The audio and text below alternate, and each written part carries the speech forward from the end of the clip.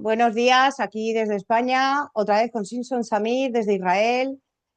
Vamos a hablar de todas las actualizaciones de esta semana, que hay muchísimas cosas nuevas. Pero antes voy a empezar con un detalle, ¿no? Esta semana hemos tenido comentarios, ¿no? Porque lo bueno es que haya comentarios, pueden haber críticas, no pueden haber críticas. Puede haber algún comentario antisemita. También que sepáis que los comentarios que no sean educados ni respetuosos serán borrados y, y claro que se puede criticar y les podemos responder. Hubo un comentario en concreto que yo creo que es un típico antisemita.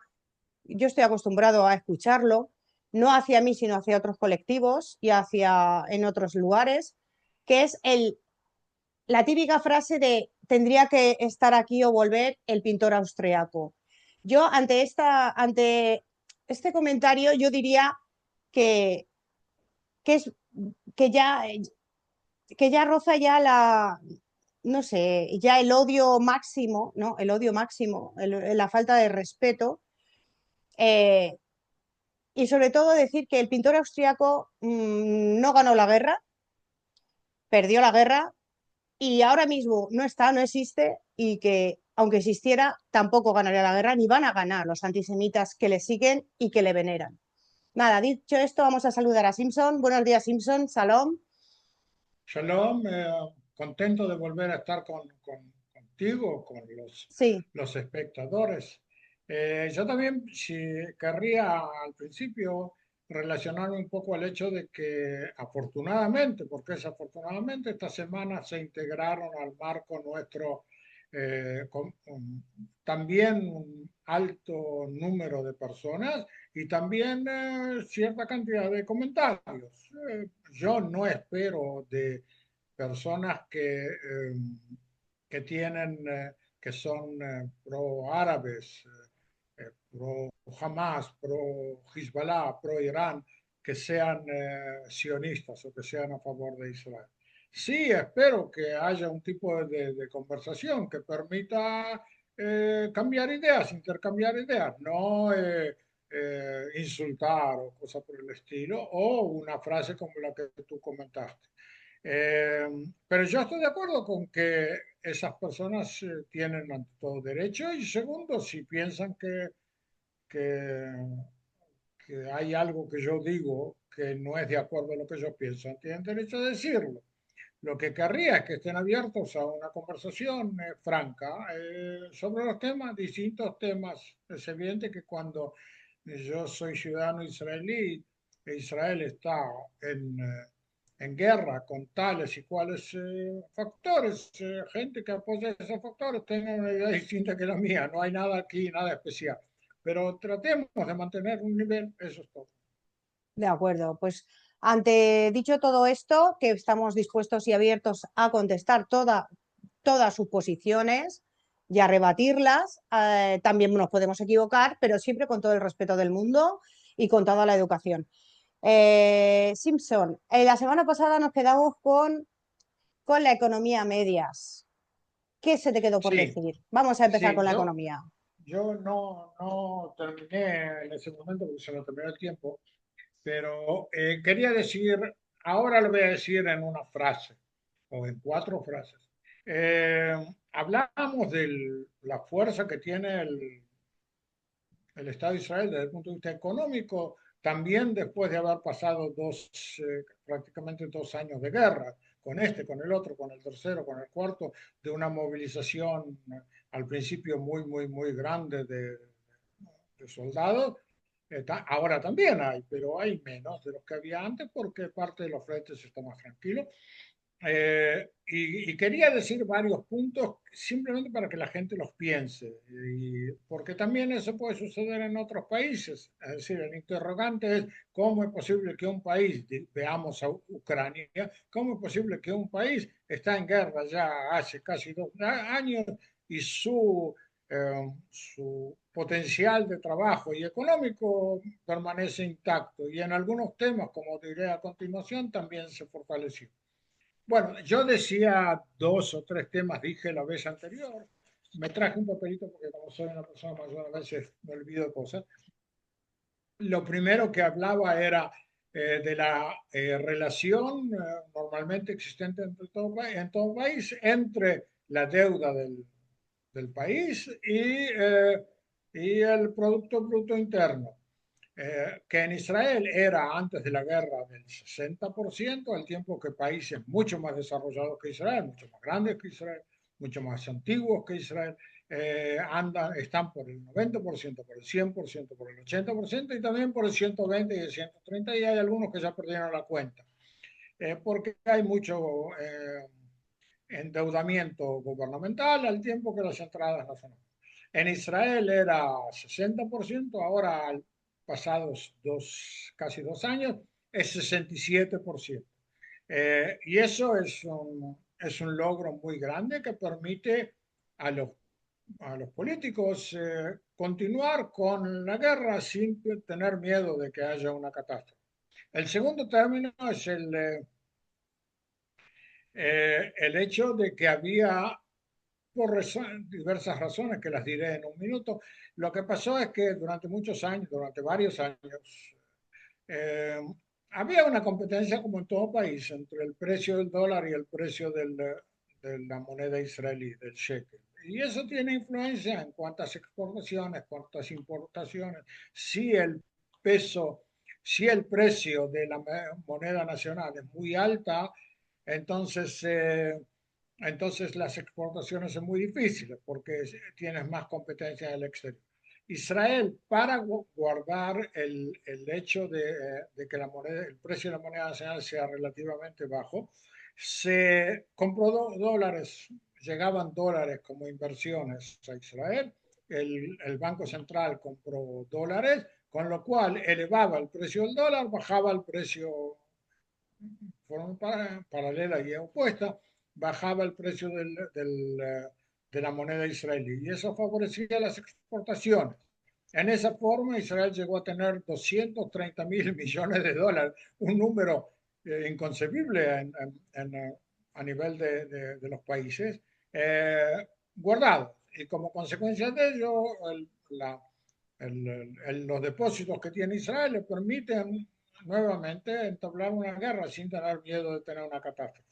Otro tema que es importante es ver dos temas que voy a decir para el final, tres temas. Una, el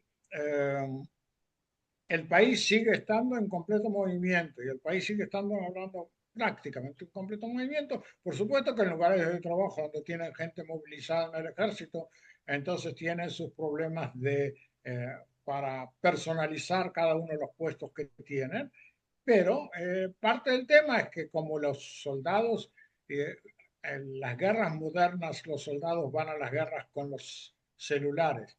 Y entonces, a diferencia de lo que sucedía en guerras anteriores. Con lo cual, el soldado israelí común que trabaja en una compañía de high-tech y en Israel el high-tech es algo así como el 14-15% del mercado, de mañana combaten, de noche están desde el lugar donde están ubicados, están conversando con sus empresas sobre cómo adelantar los distintos proyectos. Eso quiere decir, eh, la persona no está físicamente, pero sí está mentalmente también con el tema y eso hace que la compañía pueda, de una forma, con ciertas limitaciones, pueda de una u otra forma continuar con sus operaciones. Otro tema es, por supuesto, lo que suele suceder en países en guerra, que las inversiones extranjeras bajan y que como consecuencia de eso la bolsa de valores baja y en consecuencia hay un problema económico. Pero en Israel pasó algo distinto. Las distintas las distintas fases de la guerra con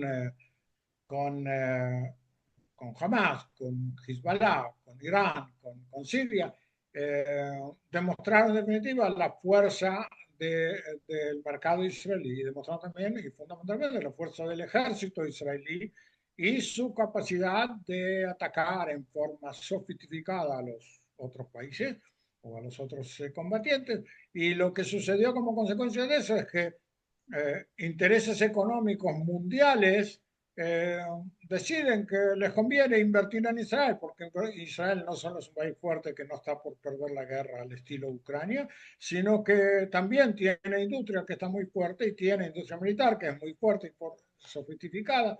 Y en consecuencia pasó algo que no sucede prácticamente en el mundo y yo eh, invito a los espectadores a corroborar eso en los datos en Internet.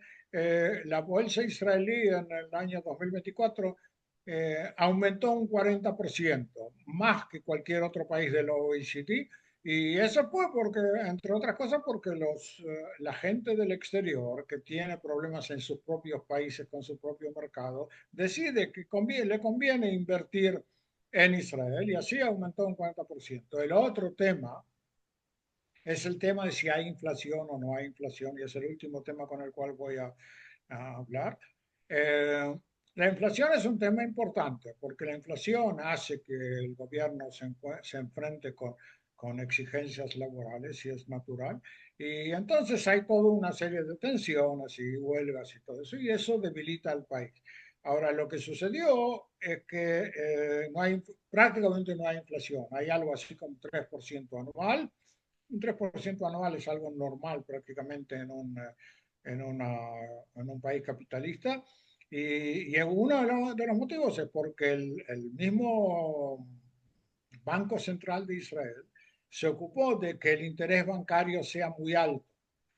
Cuando el interés bancario es muy alto, entonces los ciudadanos israelíes no tienen sus sospechas de pagar demasiados intereses y por lo tanto no tratan de invertir el dinero en otros lugares, sino exactamente en hacer compras que calienten demasiado el mercado. Calentar el mercado significa que hay más demanda que, que, que proposición y cuando hay más demanda hay inflación porque los comerciantes en forma natural tienden a elevar los precios para tener más ganancias. En consecuencia, tenemos un interés bancario algo así como el 4,5%, con lo cual la gente se queda un poco más tranquila y no corre a hacer compras de todo tipo en forma no organizada, con lo cual la inflación quedó baja. En definitiva, frase final de todo el tema la economía israelí está muy bien y supuestamente va a estar muy bien también a continuación. Eso es el tema. Muy bien explicado, muy bien explicado. Y la verdad es que es bastante, ¿no?, sorprendente de que vaya tan bien la economía en plena guerra. Lleváis ya casi 2 años de guerra continuada en varios frentes, en un múltiples frentes. Y la verdad es que es sorprendente. Yo creo que nunca se ha visto eso, ¿no? Estando en guerra. Bueno, dicho esto y explicado, vamos ahora con el tema principal, que es Siria, lo que está pasando en Siria, que no es poco. Se ve que se dio la orden de cazar, de aniquilar a la comunidad drusa y Israel ha respondido. Simpson, te doy la palabra.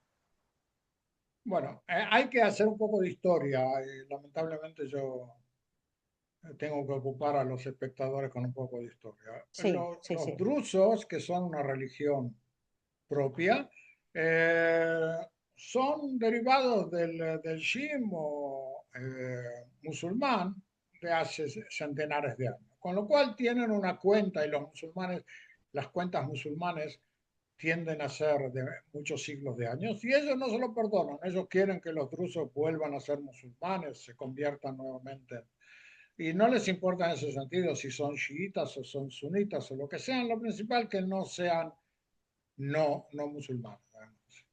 Ahora, los drusos, que son un pueblo que generalmente está ubicado, por varias razones, está ubicado en zonas montañosas, apartadas de los grandes centros de la comunidad, no todos, pero gran parte, están hay unos 700.000 en Siria, hay unos casi 200.000 en Israel, hay otros varios centenares de miles, no recuerdo el número, pero debe andar por los 400.000 o 500.000 en el Líbano, esos son los principales. Ahora, en el Líbano están en medio de del embrollo comunitario que existe en Líbano. En Siria nunca fueron amigos demasiado del gobierno, pero en la época de Assad, como Assad era más liberal y menos religioso que Bashar, al que está ahora, entonces se podían llegar a un tipo de acuerdo con cierta autonomía. El hecho de que ellos vivan en una zona apartada en el sur del Líbano, en el sur de Siria, perdón, los hace que el gobierno tenía otros problemas con el Qaeda, con los musulmanes, no se ocupaba demasiado de eso. Cuando cayó el gobierno de Assad, entonces el nuevo gobierno, que es musulmán, yihadista, Al-Qaeda, eh, decidió que se ocupa de las minorías, se ocupa de los alawís que están en el noroeste, al lado del Mediterráneo, que son la fuerza chiita, digamos así, se ocupa de los cristianos, que los cristianos también se apoyaban un poco en Assad, y se ocupa de los drusos. Ahora, dado que los drusos, y el otro grupo de drusos que existe son los drusos israelíes que están allá hace como 80, 90 años en relación con los judíos israelíes, en relación muy buena, muy fuerte. Ellos por su propia voluntad,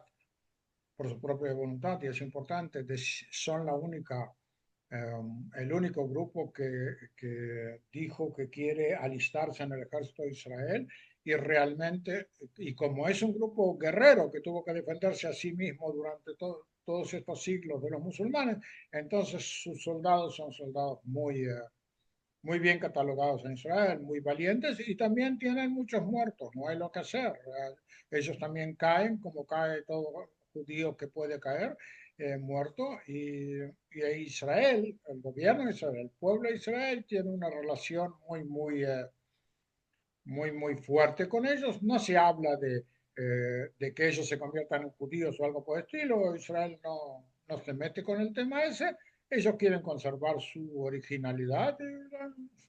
Israel no tiene problema con eso. Israel no trata de convertirlos. Lo que sí tratan de convertirlos es en Siria. Y en ese sentido, ahí se armó el lío.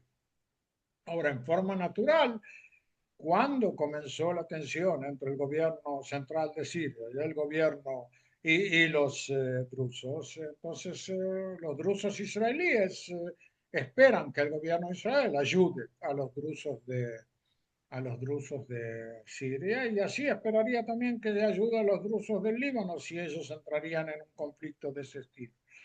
Ahora, no es un número de 2.000 personas que tú las puedes pasar a la frontera israelí, es un número de 700.000 personas, una Uf, cosa así. madre Es mía. un alto número que tampoco es seguro que ellos están interesados en convertirse en ciudadanos israelíes. Lo que sí están interesados en que el gobierno central del Líbano, de Siria, perdón, no les moleste y no los ataque, no los trate de, de convertir en musulmanes. Un momento, Y un parón. Bueno, quiero decir que un soldado de Siria que han capturado ha confesado que les dieron la orden de matarlos a todos los drusos. O sea, de masacrarlos a todos. O sea, es que es claro, fuerte, exacto. ¿eh? Es que es fuerte, ¿eh? Lo que sucede es que en toda guerra, todo país, toda dirección da un tipo de órdenes a los soldados que están por encima de la mesa y da una serie de órdenes que están por debajo de la mesa. La orden que el gobierno sirio le va a dar a los soldados no va a ser, no va a ser públicamente masacrar a todos los drusos, porque eso lo complicaría a nivel internacional. Pero cuando están sentados tomando café, los oficiales con los soldados les pueden decir, bueno, ahora todo druso que ustedes agarran, mátenlo. Eh, no solamente matarlo, hay una cuestión, seguro que se vio también en Occidente, Sí. que les cortan las barbas, los hacen ladrar como, porque son perros drusos. Todo un montón de cosas que son no es algo que hay que enorgullecerse de lo que sucede. Ahora, Israel actuó, Israel dijo de que no quería que el gobierno sirio se meta con los rusos, al final actuó. Aquí hay un tema y aquí es lo que me quiero referir. Desde hace 8 meses, algo así, 7 meses, 8 meses, hay un gobierno nuevo en los Estados Unidos y es la administración del presidente Trump. Trump, que subió con muchos millones de votos más que sus adversarios y con mucha fuerza, y también la persona, a nivel personal, de la personalidad de él, es una persona fuerte que tiende a ver las cosas con parámetros de fuerza. Pensó que si él iba a decir que esto tiene que ser así, tiene que ser así, pero no conoce demasiado lo que sucede en el Medio Oriente, tampoco en Ucrania y Rusia. También ahí se confundió un poco y dijo de que la guerra iba a terminar inmediatamente. Aquí hay muchos grupos, hay muchos intereses, y hay muchos países, y hay tensiones religiosas. Y a las muchedumbres es muy fácil calentarles la cabeza, como se diría a nivel religioso, dando una exposición antidrusa o anti-israelí o anti-cosa en una mezquita y la gente sale corriendo a matar al enemigo. Con lo cual, al final o sea, no tiene demasiada importancia realmente perdón, si el Giuliani dio la orden o no dio la orden. Lo importante es que él es el presidente ahora de Siria y como tal es el que tiene responsabilidad sobre lo que hacen los ciudadanos sirios. Ahora, Israel no atacó inmediatamente a Siria porque Trump, y a eso vuelvo al tema de Sí. Trump, Trump quiere convertir a un tigre, lo quiere convertir en una gallina. Es decir, quiere agarrar a Shara, que era una persona del Qaeda, y la quiere convertir ahora en una persona que habla y no solamente habla, sino también se comporta bien. Y Ashara se comporta como una persona del Qaeda, no como una persona, no como Trump quiere. Y eso es lo que en definitiva está sobre el terreno, que es lo que Israel va a permitir. Ahora, Israel tiene sus limitaciones en ese sentido. ¿Por qué? Porque teóricamente Israel, digamos, después de lo que sucedió hace unos meses, que la caída de Assad y todo eso, Israel tomó ciertas zonas muy importantes desde el punto de vista estratégico en la zona del monte Hermón en Siria, y desde allí está, digamos, y a lo mejor exagero, 25 kilómetros de Damasco, es decir, un cañón israelí tranquilamente puede bombardear Damasco. Con lo cual, los sirios tienen que cuidarse. Ahora, lo que sucede es que los drusos están en el sur del Líbano, cerca de Israel, pero no pegados a Israel. Entre, entre los drusos que están cerca de Israel e Israel mismo, hay beduinos. Ahora, los beduinos, al igual que los drusos, están separados en toda una serie de países. Beduinos hay también en Israel, mis vecinos, no mis vecinos del departamento, pero los vecinos en el Negev hay 300.000 beduinos. Entonces Israel también tiene que tener cierta forma de cuidarse, de no convertir a los beduinos que están en Israel de una u otra forma Ah, también mm, en, claro. en anti-Israel. A pesar de que entre los beduinos, y eso hay que recalcarlo, como no vienen del mismo grupo, son grupos así, grupos así, y de este origen y del otro origen, no tienen la misma identidad nacional, llamémoslo así, que tienen los drusos. Los drusos en ese sentido son como los judíos. Los judíos cuando le pegan a un judío en Estados Unidos, a los judíos de Israel les duele. A los drusos les pasa lo mismo Claro. con sus drusos. Los beduinos son distintos, pero la intención, y eso se vio también en lo que sucedió ayer, anteayer, Israel no atacó en definitiva, atacó a quienes trataron de entrar en las zonas drusas, pero no atacó a los beduinos del sur del Líbano, sino atacó al gobierno de Siria, incluso a la comandancia en jefe del ejército, atacó al gobierno sirio con la intención de que ellos saquen a sus tropas, y según lo que yo sé, ellos sacaron a sus tropas, AFP, o dos. Quedan todavía aquí o allá lugares en los cuales todavía hay cierto tipo de escaramuzas, digamos así, entre los beduinos y los drusos. Hay otro tema, y es que los beduinos los últimos años, no, el último año, los beduinos tienen un poco de problema. ¿Por qué? Porque durante el gobierno de Assad, y eso es algo que la gente en el exterior no lo sabe, no lo captó, durante el gobierno de Assad, Assad era el principal exportador de anfetaminas del mundo. Ya, Es decir, la industria de anfetaminas de Siria recibía algo así como 7.000 millones de dólares por año. ¿Cómo lo recibían? Vendiendo pastillas de anfetamina. ¿A quién se las vendían? A los países vecinos, parte del Líbano, y generalmente a, eh, a Arabia Saudita y a los países del Golfo, que parece que allí les gusta mucho la anfetamina. Ahora, para pasar de Siria a los países del Golfo había que pasar por territorio jordano. ¿Y quién hacía el contrabando? Los beduinos. Los beduinos hacían el contrabando. Ellos eran los que se enriquecían a costa de la anfetamina. Ahora, desde que cayó el gobierno de Assad, eh, supuestamente la producción de anfetamina bajó o se terminó porque el gobierno de Ashara teóricamente no tiene que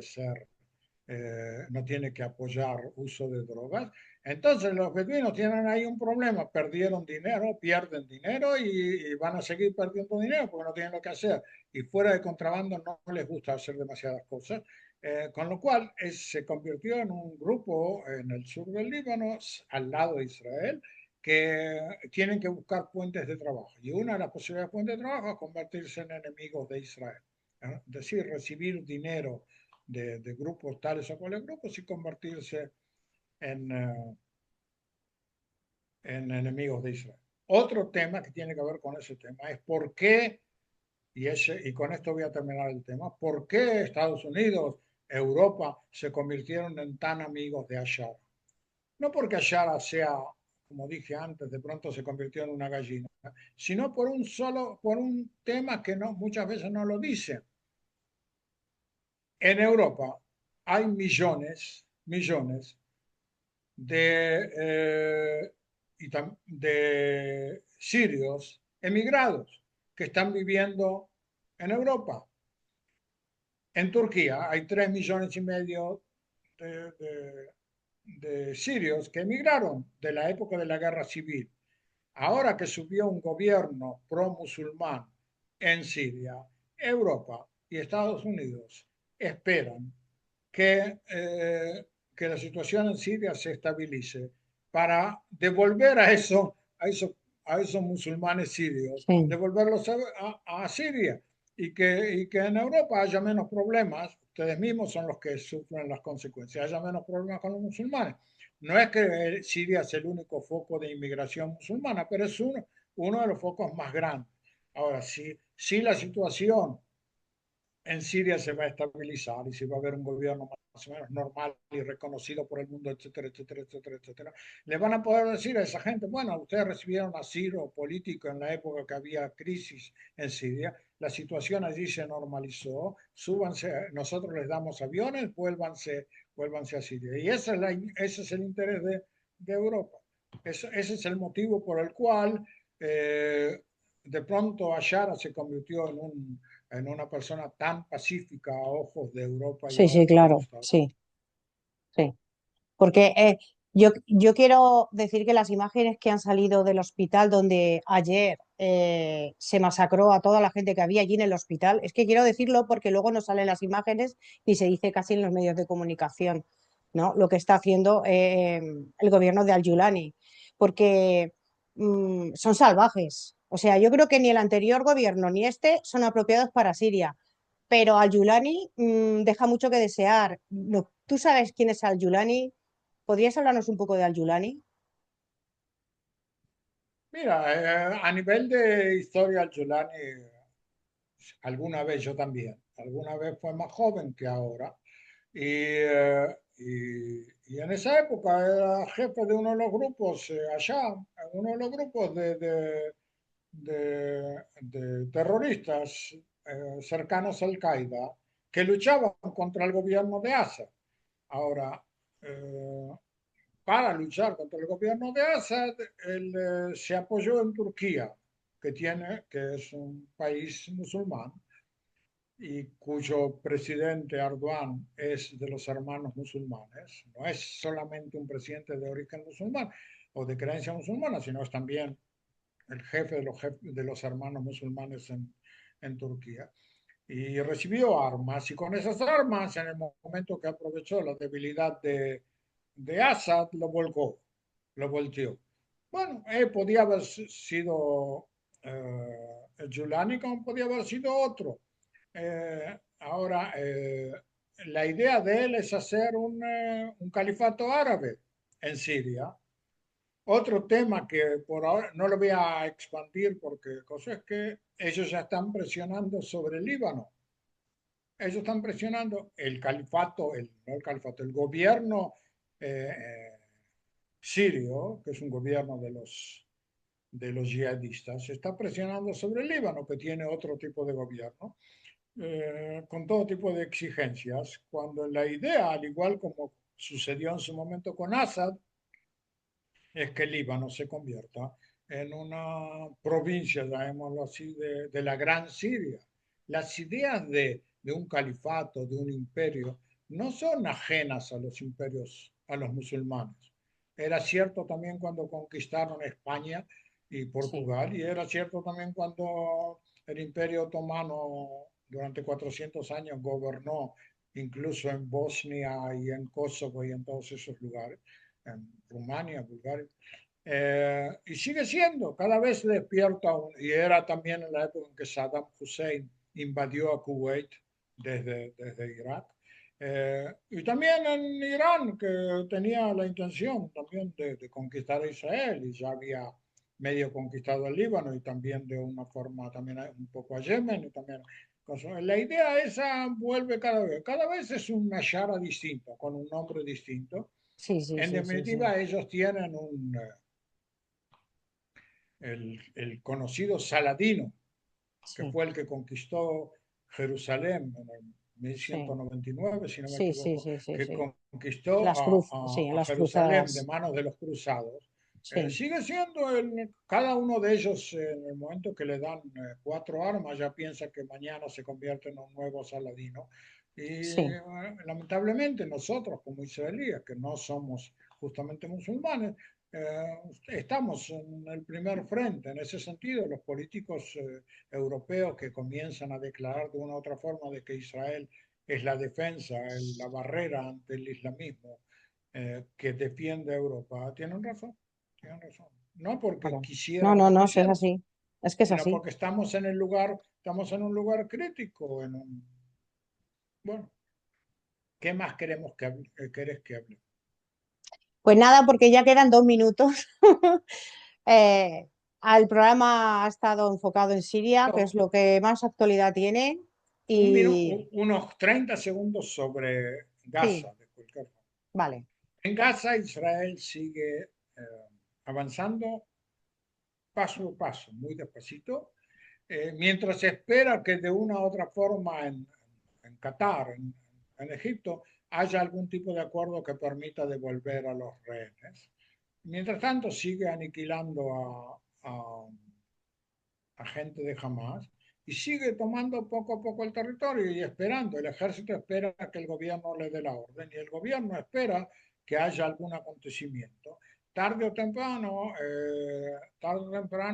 va a tener el gobierno, como dije también la semana pasada y también hace 2 semanas, va a tener que dar la orden de o retirarse o conquistar por completo Gaza, que significa otro tipo de problemas sobre los cuales no tengo tiempo ahora para hablar. Pues nada. Ahora sí te digo chao. Pues nada, muchas gracias por todo. Ha sido un placer escucharte como siempre y nos vemos la semana que viene. ¿De acuerdo? Bueno, No. bueno, con mucho gusto. Y que Chao. nada, y que estamos aquí para bendecir Israel. Somos muchos los que defendemos Israel. No hace falta ser judío para defender Israel. y hay muchísimos que no son judíos también que defienden a Israel. Y aquí estamos para ello. Muchos besos. Están todos bienvenidos. Nada, muchos Chao. besos y hasta la semana que viene. Hasta la semana que Salón. viene.